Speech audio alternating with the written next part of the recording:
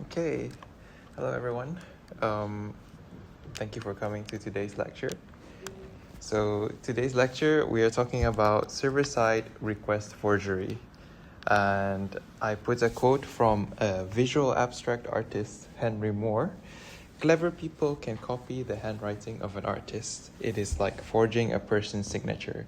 And that is exactly the type of vulnerability that we're going to look at today.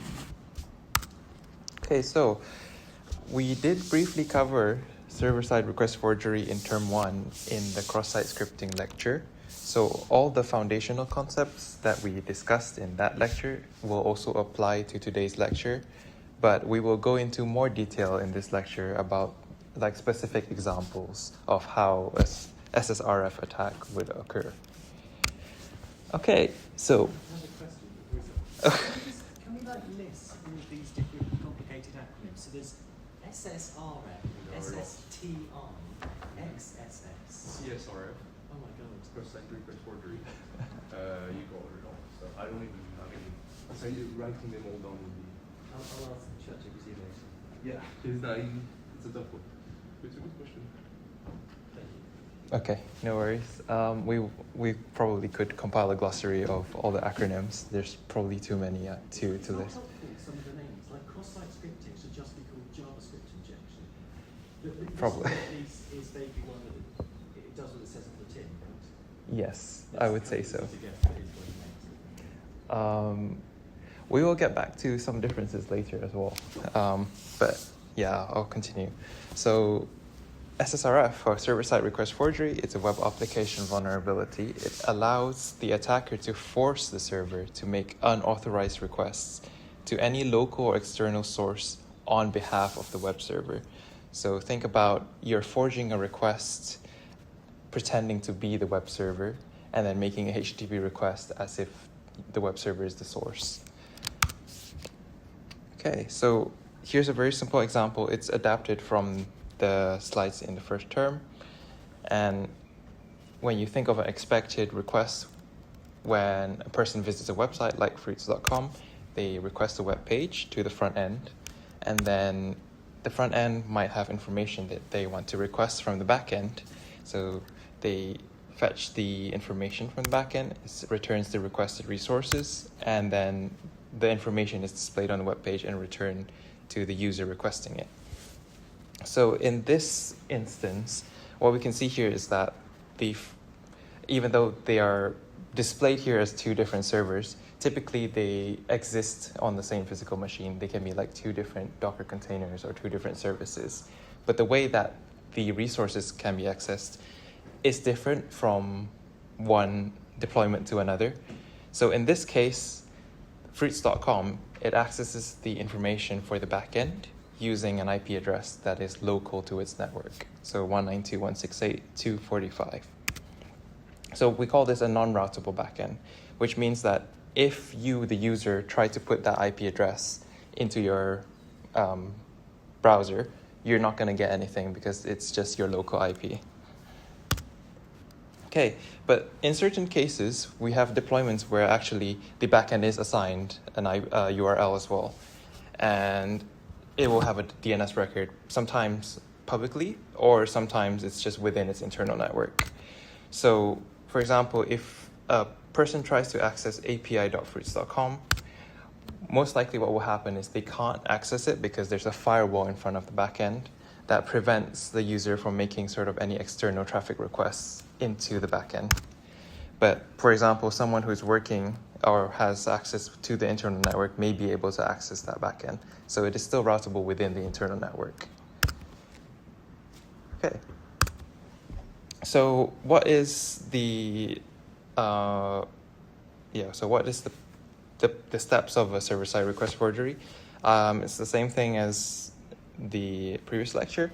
What happens is you forge a malicious request, pretending to be fruits.com, that gets passed over to the backend server, so you are accessing some sort of internal resource. This could be a file, this could be a service, this could also be another server or another service that is within or is accessible within the same internal network.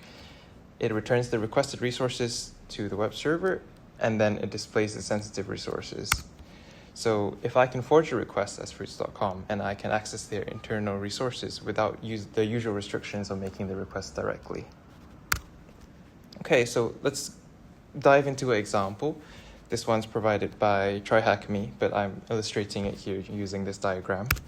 Let's say I have a website and then there's a URL parameter that accesses a copyright file.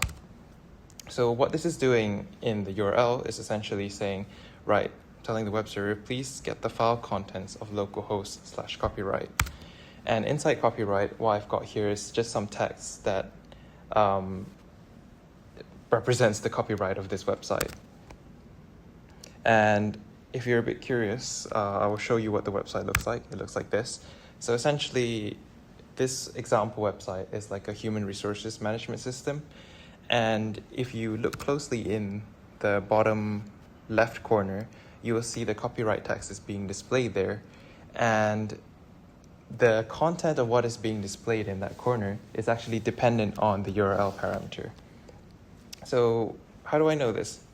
Because if, for example, I changed localhost copyright to some sort of other file, and I change it to like localhost hello, what we can see here is that it says that hello PHP is not found. So that gives us quite a big clue that a server-side request forgery is actually possible, because essentially the URL parameter is most likely trying to load in a file that is the web server has access to, and then the contents of that file is being displayed in that corner over here. So, for example, let's say we know that there might be a config file with sensitive information on the web server, and there's some information in there that we can get to, for example, see usernames or passwords or some sort of routable backend we can use to access maybe like an admin dashboard. Then what we can do is change the URL change the value of the URL parameter and then point it to the config file. And what happens is when we do put the config file into as the value of the URL parameter, we get in the corner the PHP configuration. So we have here the admin URL, the username, and the password.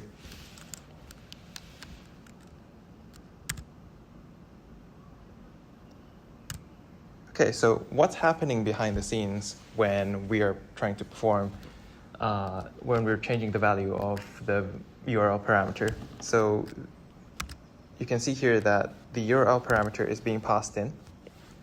So this is a PHP file, and essentially it's using, you might see this function from a few lectures ago, the file get contents. So I have a question to you guys. Do you think this is the same as a path traversal attack? Because it's on the local host. Yes. Whereas if It's on a local server, so this is explicitly just on the same server. well, I'm going to propose that makes it, yes, it is the same. Whereas if it were on a different Docker container or something, then you'd be. Any dissenting? When I look at the path, I see root path, meaning that I think you're forcing me to start somewhere, but I don't see anything blocking ... So maybe you could traverse somewhere. Yeah, so I would say that because it's using file get contents function, a path traversal attack is possible, but of course you don't necessarily have to break out of the directory, because under the hood, a path traversal attack can also be the same as a server-side request forgery, because that specific function actually makes a very simple HTTP GET request. So this is just to serve as a reminder that server-side request forgery is a forgery of a HTTP request. So even though this may look like, an inbuilt function to PHP, and it might look like it's directly accessing the file contents, but under the hood, it's still making a HTTP request. So this does count also as a SSRF, as well as a path traversal attack. Obviously, because the previous example was I'm accessing a config file that I'm not supposed to access. I'm just changing the parameters of, the value of the URL parameter. Okay, so let's say we have a different example here where it's not just a local file on the server, and we have a genuine backend where it's assigned a different IP address. So what we have in this diagram is that the user requests a web page, and the same thing, it just gets the page, but this time it's behind IP address, so 192.168.2 and 10, and gets the employee PHP page. And the backend says okay, and then displays the employee.php page. So this is what it looks like, right? So it just looks like a typical human resource management system. It's got a table, and it's got you can select the category of what you want. So what we can see here is that the dropdown that is over here, if we look at it on the DevTools, it's actually pointing to this IP address and the PHP page that we want to access. So essentially, what we're thinking is that if we select any of these options, like employee and salary, it will load the contents from this endpoint over here. So let's say, so this diagram is the same as I mentioned earlier. If I change it from employee to salary, what happens is I request the web page, and it says, please get me salary.php from 192.168.2.10, and it will return that. But if we look back at the SSRF that we performed earlier, do you remember that we have been given admin URL? So what we could try is actually, in the DevTools, try and change one of the endpoints of these two to admin PHP. And it is also possible that by doing so, we can also perform another server-side request forgery attack. So what I'm doing here is that I've changed the value of salary, so it's no longer pointing to salary, it's pointing to admin.php. And if I go to this drop down, I click it, and then I pull it down to salary, this is what I expect to get. So I will request the web page, it will request the backend to give me the admin PHP page, and it should return it without any issue. And so if I moved it to click the drop down to salary, what I get is this screen. So this is the admin panel, and of course on TryHackMe, you will be able to access the flag. A good thing is, I believe the SSRF room in TryHackMe isn't premium, so perhaps in the workshop you can also give this a try and try to perform these SSRF attacks yourself. Okay, so there's another type of SSRF that I also did cover in the first lecture, but we can go into a little bit more detail about what blind SSRF looks like. So it's the same sort of, it's the same sort of architecture as before. We forge a malicious request to fruits.com, we make a request to the backend server, and this time the backend does return information to the web page, but the hacker or the user who views the web page does not directly get any response from the web server. So what would an attack look like if the user or attacker can't see directly anything on the front end that has changed? So usually a blind SSRF attack would look like this. You would have an attacker that has their own web server that might be reachable from anywhere, and they will still forge a malicious request, but this time the request would look different. They would make a request to the backend server to send data to their own server, http attacker.com, and the server will send this information straight away to the attacker's web server, and then the attacker can read the return data. And in this way, they will be able to access the sensitive information, even though the web page itself doesn't return anything. So I have an example here, again from TryHackMe, if I access the profile page, all I get is sending analytics data. So this is the endpoint of this page. And what I'm seeing here from the URL is that I'm accessing the profile.php page, but it's also accepting a URL parameter to localhost getinfo.php. So we'll dive into what parts of this. We'll dive into the code and see what it's doing behind the scenes. So essentially, what happens is when I access the page, it's saying, okay, pass in this URL parameter, and it says make a request to the backend server to send data to getinfo.php. So the expected use case is that any data that it's sending just goes to getinfo.php on the backend server, and then that saves the data to a file. So if we look at the PHP code, we can see over here that the profile PHP page, it gets the URL parameter, it loads the PHP info page into the data buffer. So if you remember the file inclusion lecture, the PHP info page is sort of like a page where it returns all of the parameters and configuration used for that specific PHP instance. It loads it into the data buffer, and then it sends a post request with the page as a payload using curl. So it sets up over here all the parameters for curl, and then it sends it as a curl request. So here's how you can craft the attack. If you have a profile PHP page and then you have a web server that you can access, you can change the URL to attacker.com. It makes the request to the backend server to send data to the attacker's web server. So it's using a custom Python web server. And this sends the PHP info page to the attacker's web server, and then the attacker can read all of the information contained within that file. And that's what it looks like. So you can see from here that you can see all of the extensions that PHP loads. So there are some sensitive information in here, but it's also sort of like a proof of concept to show how a blind SSRF attack would be carried out. And there's one more example I will put here where SSRF can be used as an attack.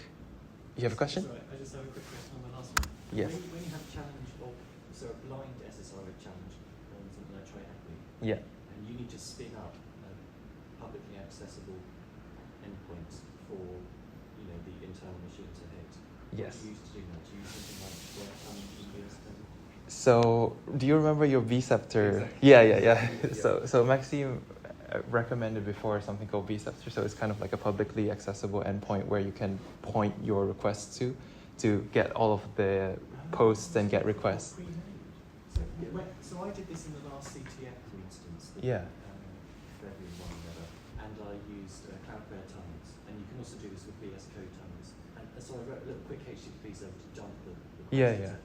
But you're saying there's something maybe Yeah, for look you. at that. So you have something, you just type whatever you want as a name, and you have a server that responds, and you have a URL that's publicly accessible, and you'll get all your requests. So anything you need for in the URL injection. Usually very heavy as well. Yeah, you'll get that. It's called vScepter. vScepter. If you have the money, Verb Suite Collaborator does exactly the same thing, but you do need to have Verb Suite code for I see. And That's you should it. mention it because Yeah, no, I didn't know. You still haven't got the Verb Suite right? Yeah. 500 times. Did you pass them? Yeah. That's why when you switch to Kaido, I can go to the component. Sorry, Adam. Sorry. No worries. I would say that obviously if you're expecting a more complicated response that is not just as simple as a get or post request, sometimes people will use sort of like Python implementations for a HTTP server, and then they host it somewhere where that's actually publicly reachable. But of course, that's more steps than whatever like vScepter does, because it's really easy. You just have an endpoint ready to go, and then you just receive all of the traffic that's being sent towards it. Do you know if that's possible in HTTP servers? Probably like never tried to do. I mean, you'll get all the requests. I mostly use it when I need to inject something in parameters, so I get it. So I haven't tested it all the way, been a very good use case for most of the challenges I've run with those. So yeah, XSS, wherever you want, you can use. Okay, so this is another example I have of a SSR attack, and this is like, it causes a denial of service condition. This one, I don't think I've seen it that commonly done in sort of like reports, but I'm still including it here because TryHackMe does mention it as well. So for example, if we have a web page that loads, for example, an image to the front end page, what happens is it fetches the image from the back end, and then the picture is being loaded to the front end and then sent to the user. Oops. There can be some instances where, for example, if the URL is changed to a value where the attacker can put their own image in there, but the image is excessively large, what happens is the backend will attempt to load this image and it gets sent back. But because it's so large, it causes a denial of service condition. This is, I would say, it's quite uncommon that I haven't seen sort of like labs or any sort of examples that use this kind of attack to cause a denial of service condition. But of course, in TryHackMe, it has sort of like bespoke code that reads if an image is bigger than certain file size, it will cause the image to crash, the server to crash. Yeah. Okay, and I took this page from the slides in term 1. It just describes the different type of payloads that you might use in a server-side request forgery attack. So we've got here 127001. That's usually the loopback. So it's also another way of saying localhost or referring to your own server. And if, for example, it also allows you to change the protocol of your request, you could potentially access files in here. But of course, it's like that might fall under, path traversal or file inclusion territory, because we're mainly working with HTTP requests in a server-side request forgery. And the last one I put down here, to give you a reminder, this is like usually the IP address where all of the cloud services store their metadata. So sometimes configuration settings and stuff are also stored in this IP address. So what are the remediations or ways to prevent SSRF attacks? I think you can kind of guess by now what the first one is. Implement strict input validation and input sanitization. Quite a lot of web vulnerabilities happen because developers are a bit careless or lazy with this step. So if you, for example, use libraries that purify or sanitize the input, you can avoid these kind of issues happening. And the next step I would say is that maintain an allow list of trusted URLs or domains. So rather than have a blacklist, a whitelist would probably make more sense here, because you just list all of your trusted sources that you want to access, and basically your web server will only be able to access the specific endpoints that you have set up for it.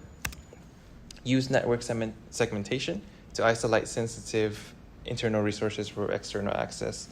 So this one, it could be, for example, putting things behind a web application firewall. It could also be that you've put them in different subnets so that there's only a public-facing network that users can access, and then there's like a private-facing network that's only connected through, for example, non-routable backend. There's also cases where you might have like a bastion server.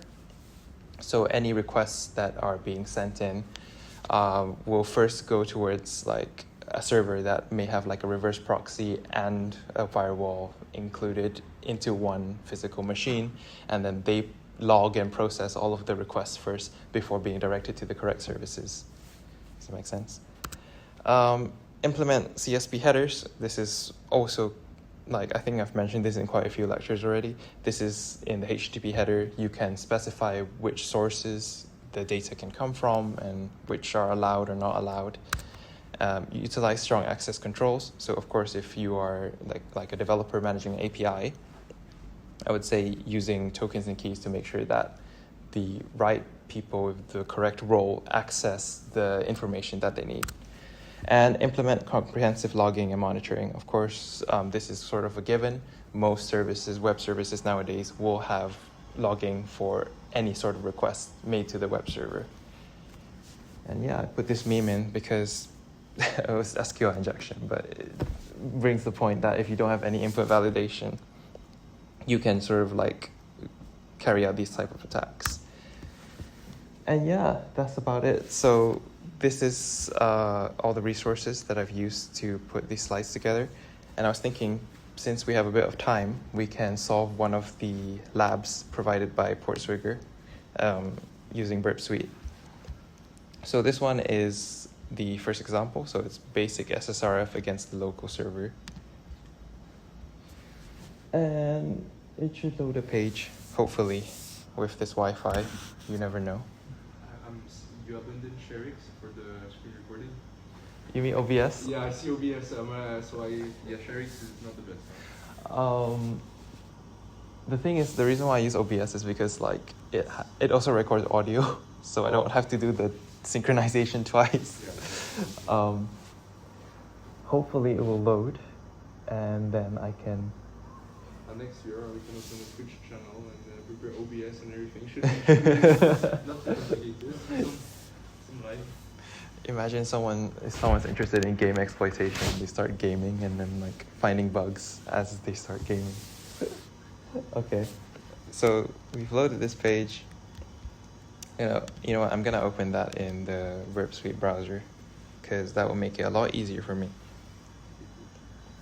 Oh, so while we're doing that, what I would say is I would read the description. So it says this lab has a stock check feature which fetches data from an internal system. Solve the lab and change the stock check URL to access the admin interface at blah blah blah localhost admin and delete the user Carlos.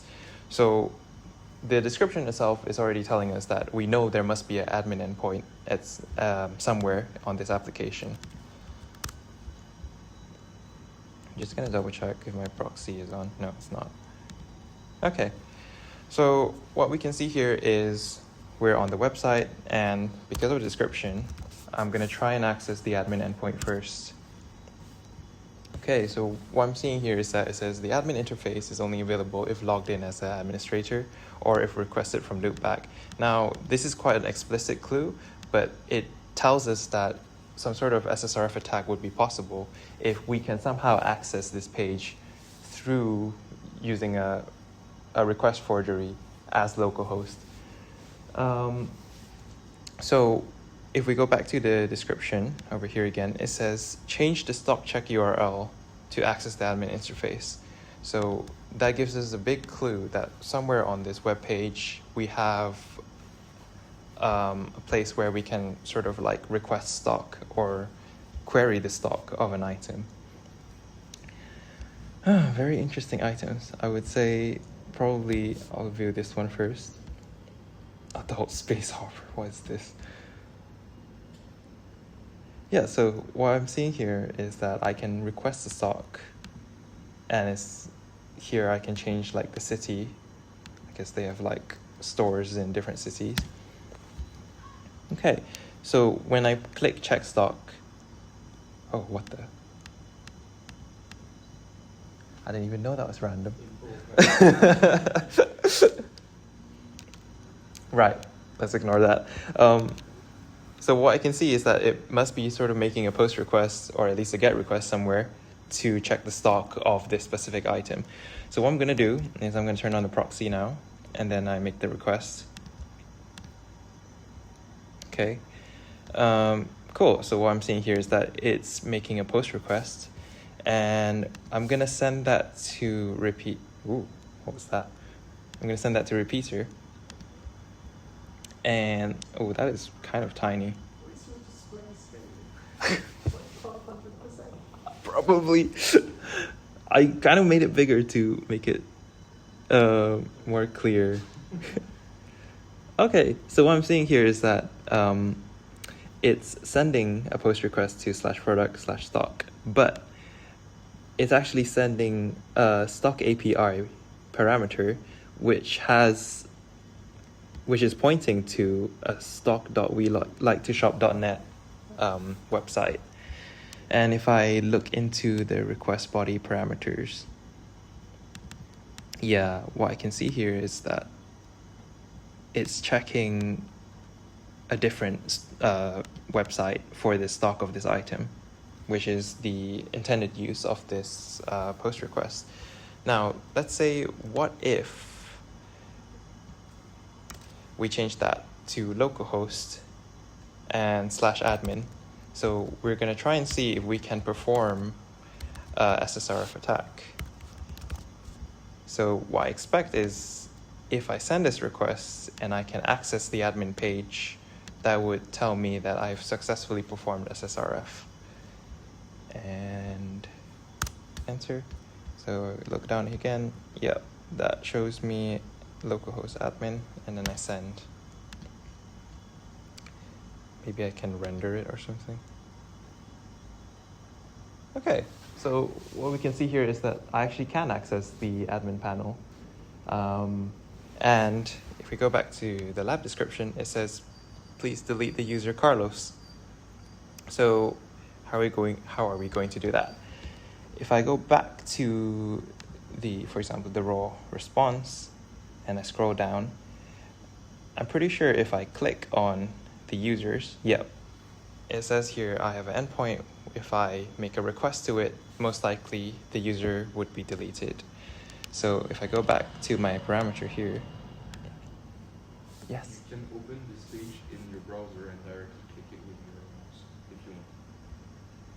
Can I? I think you can, maybe I'm wrong, but if you right click and you open response in browser, then you copy that and you paste it on your browser with the proxy. Oh, I've been following it.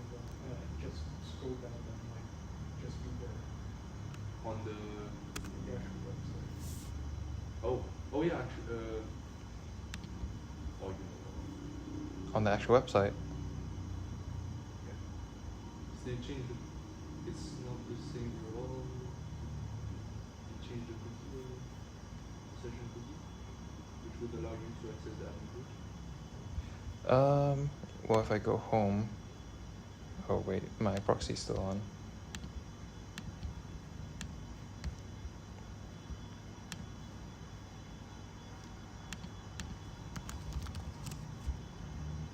No, I'm not able to access that.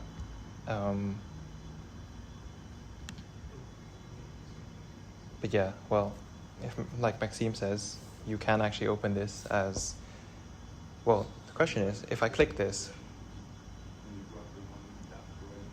Yeah, that's that. So just theory.